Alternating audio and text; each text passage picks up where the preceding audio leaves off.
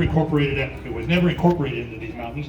It was, or into Arizona. It's simply a gold mine, a camp, a community or a gold mining camp built around gold mining. Now, gold mining started out here as early as 1865. The Moss Mine sits about 2 miles off on Silver Creek Wash. It was operated from 1865 to 1942. But the gold that actually started the town of Oatman, the boom boom, would not be found until 1895, the first time around. In 1895, a man by the name of John Whiteley was following Beale's Trail.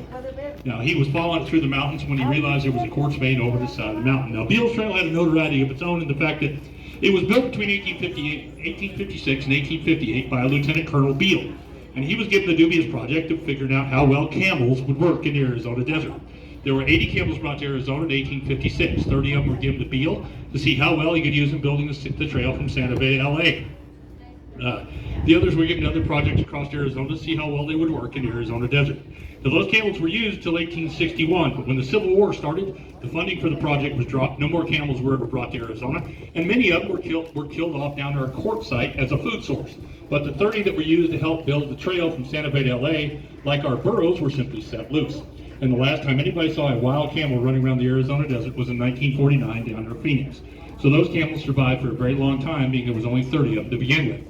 But in any case, when Whiteley followed the trail out, he realized there was a quartz vein over the side of the mountain. He went to investigate, realized there was gold in that quartz, so he went back and came in and stuck a claim on it. Well, he came back out with his tools to work his claim, but somewhere along the line, two men either followed him out, realizing he found something out there, or they stumbled across him while he was out there working on his claim. But in any case, when they all got over the top of the gold and realized what it was they were standing on, they decided they were going to take it from Whiteley. Whiteley decided that was not going to happen, so they all ended up in a gunfight over the gold. Before it was all said and done, they were all three killed. So the gold was washed from their 4 years. But 4 years later, in 1899, a man by the name of Jose Jerez was grub staked by Henry Loving just to get him out of Kingman for a while. Jose had been a colonel in the Mexican military, but by the time he got to Kingman, he was just a heavy drinker and kind of a nuisance. So they grub staked him just to get him out of town. They sent him out along Beale's Trail, and somewhere on the top of Sick Creek Pass, about 5 miles up the road from here. And he was telling a story. He fell asleep, and his burros wandered off from him in the middle of the night. Most people knew him really well, so he more than likely just got drunk, passed out, and got to tie his burros down. In any case, the next day when he went to go find those burros, he went back to, he found them standing right next to the quartz vein that Whiteley put a claim on 4 years earlier. He went back to Kingman, stuck a claim on it with Henry Loving. They came out and they worked their claim for about 6 months. They got about 1,000 yards in the ground before they realized they didn't have the manpower or the money to get it up in operation the way it needed to be done. So they turned around and sold the whole thing to United States Steel. For today's money, about $1.5 million. Now, Henry Loving went on to be a very prosperous businessman and died a very wealthy man. Jose, on the other hand, took all his money, went to San Diego, spent it all on whiskey, women, and having a good time. He got swindled out of a bunch of it, so he ended up coming back to the Gold Road mine about 3 miles up the road and started working as a roustabout. He would work there for a couple of years until his alcoholism did him in. In his alcoholic delirium, he said the reason he was losing all his weight had absolutely nothing to do with drinking too much. He figured if something crawled down his stomach in the middle of the night, was eating everything he was eating, so he wasn't getting any nourishment. Well, he figured he knew how to solve this problem, so he mixed himself up a rat poison cocktail and drank it down. They would have killed that rat, all right, but he also killed himself, and now he's buried 3 miles up the road in the Gold Road Cemetery. Now, that story was actually written up in the Kingman, Oatman, and Merrill Park newspapers back in the early 1900s. From 1901 to 1942, Oatman was the most populated place in Mojave County, which is the 5th largest county in the United States by area. Today it would be Havasu or Kingman. Back then it was Oatman, with a population of well over 10,000 people. And between 1910 and 1918, there were estimates there could have been as many as 40,000 people scattered out in these mountains around us, all looking for gold. This was the place to be. But by 1942, when they realized that when World War II started, Roosevelt deemed that gold mining was not necessary for fighting World War II. He needed the materials to fight the war with rather than gold, so he asked the miners to go mine other things. They did. When they left, they took a lot of the infrastructure of Oatman out in order to fight World War II. Now, when the war was over, everybody thought the mining was going to come back because most geologists believed they'd only taken 1/3 of the gold out of these mountains. There's still 2/3 of it still here. And from 1901 to 1942, they took somewhere around 36 million ounces of gold out of these mountains. So if that's only 1/3 of it, there's still a lot of gold out here somewhere underground. Now, in any case, in 1942, the population went to 300. In 1951, when they realized the gold mining was not coming back anytime soon, they put in the bypass around the end of the mountains, and that's when Oatman died and became a ghost town. It went from a population of 300 to 3 almost overnight. It would remain pretty much 3-0 for the next 30 years. It would not be until 1978 when I-40 ran right over the top of the bypass going around the end of the mountains that Oatman would start to come back to life. More and more people were traveling down 66, and by then, if you wanted to stay on 66, you now had to come the original route through the mountains and through Oatman once again. So people started traveling down through Oatman once more, and that's when Oatman came back to some kind of life. Now the dollar bills you see over in the hotel over there are a mining tradition that started because miners needed a way to have a drink without having money on them underground. Bartenders would not give miners open credit because it was too easy for them to die underground. So they required the dollar bill as a prepaid tab. That way the miner got his drink after he got off work without ruining money underground, and the bartender didn't go broke if they all died underground, and that's where it originally started. And it took on a life of what you see today after 1978, when more and more people started traveling through Oatman. Everybody thought it was a cool idea to stick their own name on a wall, and that's when it took over. We have a rough estimate. There's probably somewhere around $180,000 to $190,000 in the wall in there right now. But it all started just so miners could have a drink on their way home after they got off work without actually having to have money on them underground. Now, Oatman would become a ghost town for the next 30 years. It would come back to life in 1955 for a small amount of time when they came up filming a movie called Foxfire. Then again in 1957 they came up filming a movie Edge of Eternity. And then in 1961 they filmed parts of the movie How the West Was Won. But other than that, it was pretty much a ghost town for 30 years. But as it started, once I-40 ran over the bypass, it started to come back to life. And then in 1987 they created an organization promoting Route 66. And the small towns had been bypassed by I-40. When that got up and running, more and more people started traveling down Route 66 again, and that's when Oatman came back to the life you see today. Now we now sit on the longest stretch of Route 66. You can still travel in one stretch. You can go 163 miles from the river over to Ashford, over near Flagstaff, about 163 miles without having to get off and find it again. But other than that, it's the longest stretch that still exists. I think the next longest stretch is about 63 miles. In any case, it all started because of gold mining up through these mountains. Now, the town of Oatman originally started out in 1901 as the town of Blue Ridge. By 1900, after the gold was founded in 1899, by 1900 there was a scattering of 5 small post offices along a 5-mile stretch through these mountains. In 1901, they necked them all down into one, and they put that bigger post office right on top of the original Blue Ridge post office, which sits right up here where Judy's Bar sits today. Now, they just kept the name Blue Ridge because it sat on top of the original Blue Ridge post office, so they figured there was no reason to change the name. But it would become Oatman in 1909 when a book got circulated to the town written by a girl named Paula Oatman.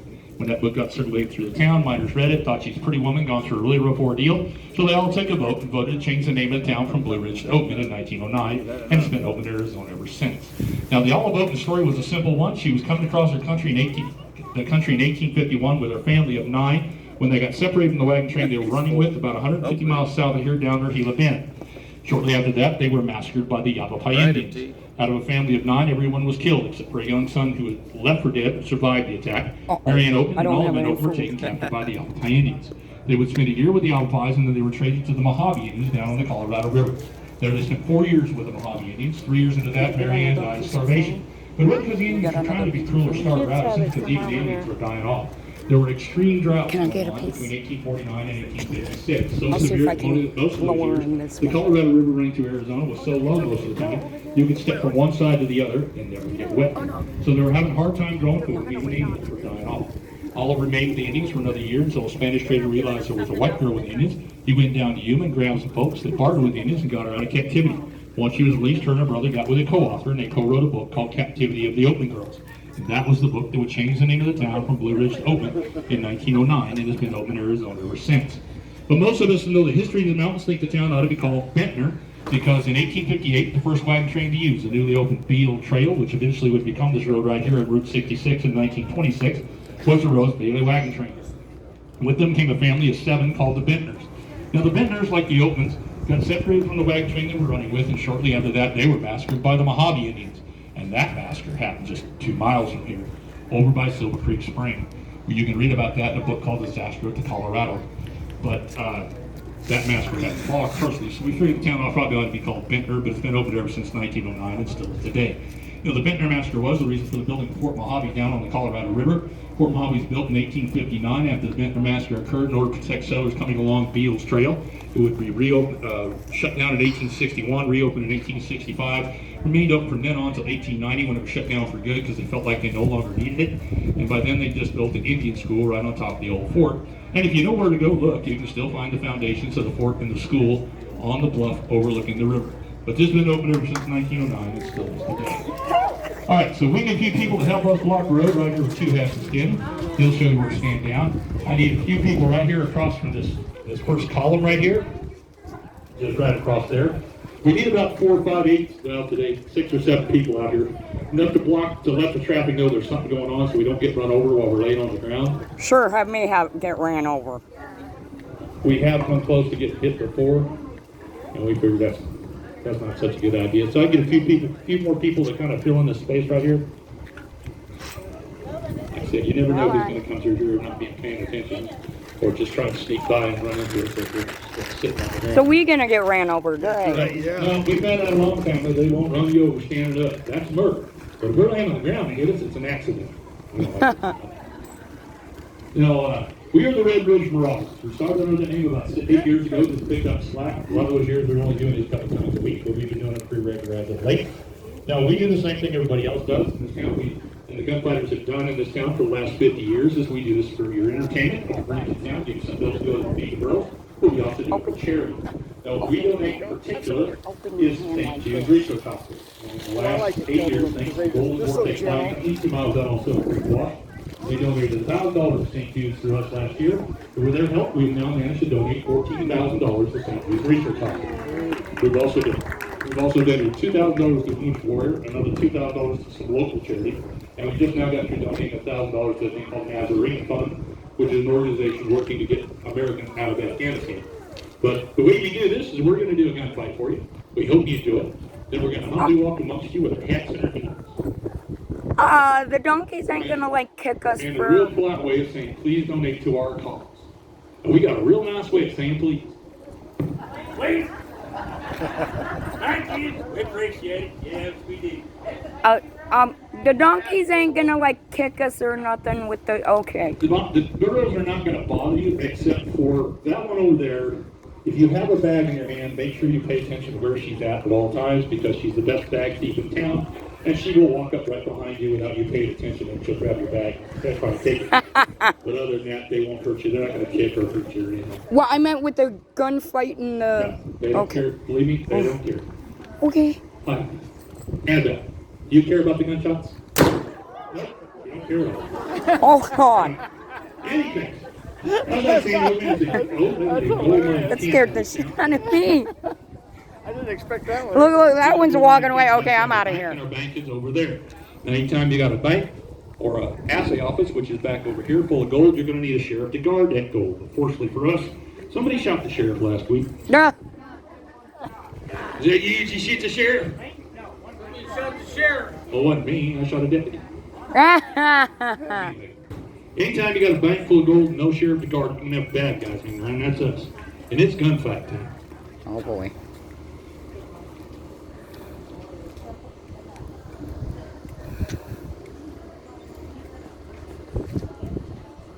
I think the young guy is going to get you. Yeah. My money's on the youngin'.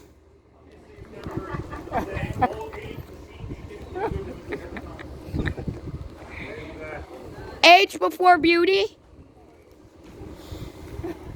Here's that town I talked about. All right. I come here a couple of weeks ago, been hanging around this town waiting for State to come show up.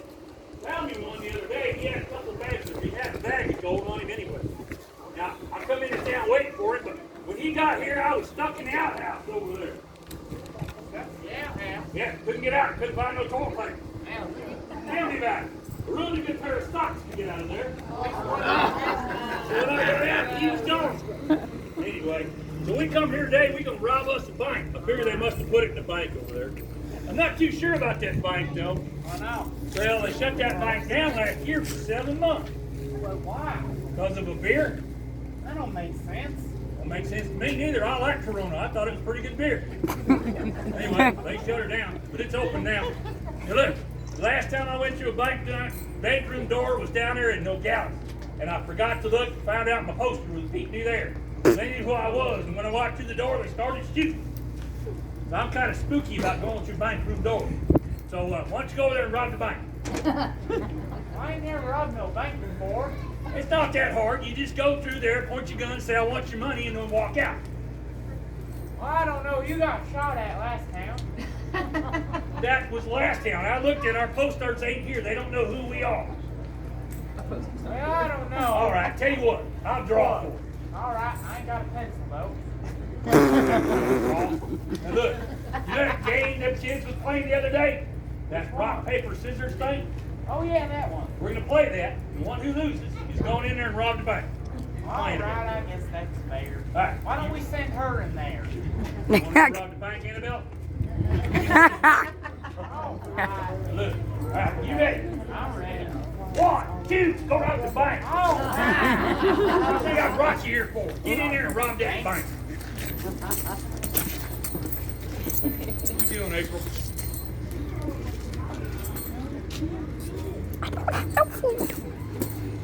Well, wait a minute. Excuse me, I'm wrong thing. It's right here. Give me your gold. Hey, what are you doing? Hand it over. Don't make me shit. What are you doing? Well, I'm robbing the bank. You can't get nothing out of that. We don't got one of them funny cards. What? But you got some dynamite on you. It says all the money. I think it's got the gold. Well, it might, but unless you can get in there, you ain't gonna get it. Well, I guess you're right. You got any dynamite on you? No, I ain't got no dynamite on me. All right, I'll go inside. Yeah, go inside and rob it like everybody else does. I swear you've been out in the sun too long. You need to take them hats off. You're gonna have a brain left. You keep sitting out in the sun with 2 hats on. Yeah. Well, he's in here.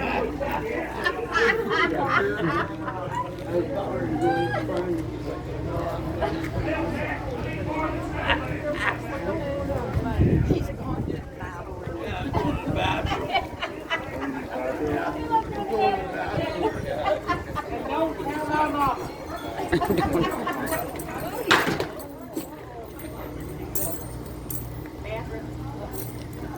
Oh, shit.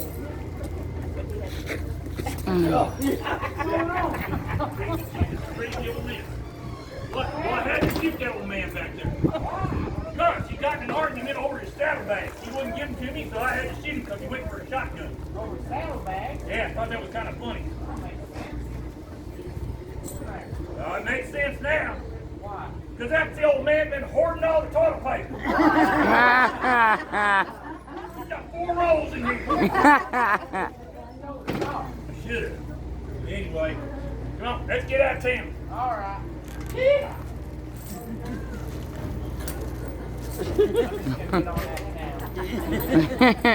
Hey, where you going? Horses are down here. Well, I know. I'm just, well, you see, I'm going around. Yeah, I'm You're going going around. Yeah, just around. You gonna do walk? I'll find a horse. Yeah, kind of like your old man likes to find horses, huh? What do you mean by that? Hey, I know he's the one that stole my wife and my horse, and I really want the horse back. Well, no, can't do that. Why not? Well, we done shot that horse. You shot my horse? Well, yeah. What you gonna do that for? That was the fastest horse in the county. Well, we got hungry, run out of food, got the horse and ate it. Like I said, that was the fastest horse in the county. Well, I wish you'd have told me that sooner. Why? We ran through me in a hurry. That wasn't my horse, that was her cookie. Cooking. Oh yeah, I got it from back east as a mail order bride. She wrote me letters for 6 months, telling me how great a cook she was. I figured I needed a good cook out there at the ranch, so I sent off for her. But when she got to my doorstep, she must have been talking about her mother, because she couldn't even boil water. I'll tell you one thing, she couldn't cook horse meat either. Yeah, I know. See, I had that problem a couple times too. Now look, you're gonna give me that bag of gold for killing my horse too. That was a good horse. This bag gold means that horse I killed him. Yeah, you can tell I used to be proud. Give me a break. Hang on. Get out of there.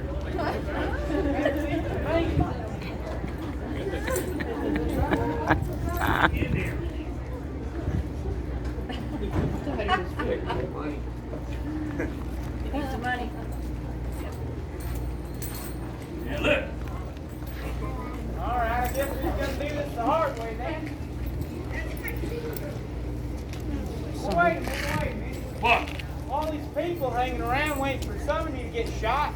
I figured they could help us. Help us. Yeah. Okay, they gonna help.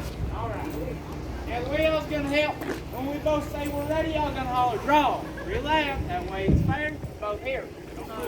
Go. Who said that? Right here. What are you doing? They were gonna help. They're helping.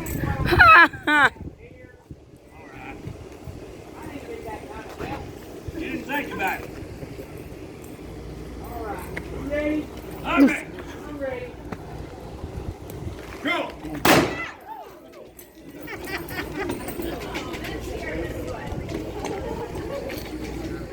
Draw. What are you running for? Because you was shifting me.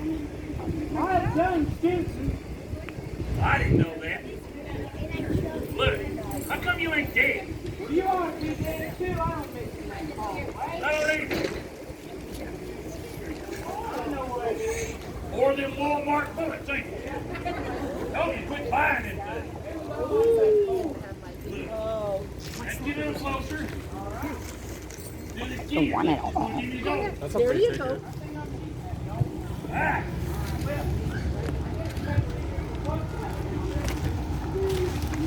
Oh, yeah, I guess. Yeah, we're close enough. That ain't what I meant.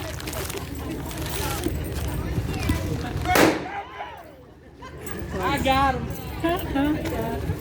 I already proved we were close enough. You didn't have to do that. I know I wanted to.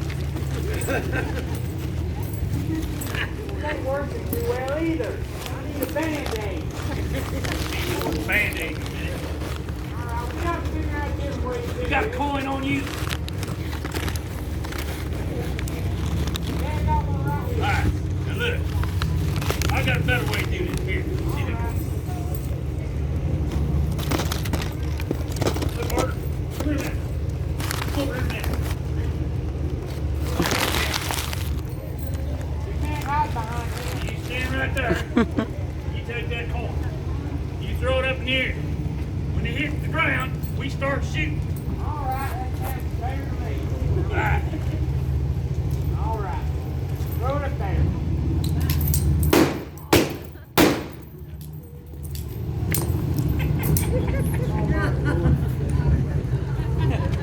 Well, I'd say you need to learn to not buy them Walmart bullets, but you ain't gonna get the chance. Yeah, we want to welcome you all. Yeah.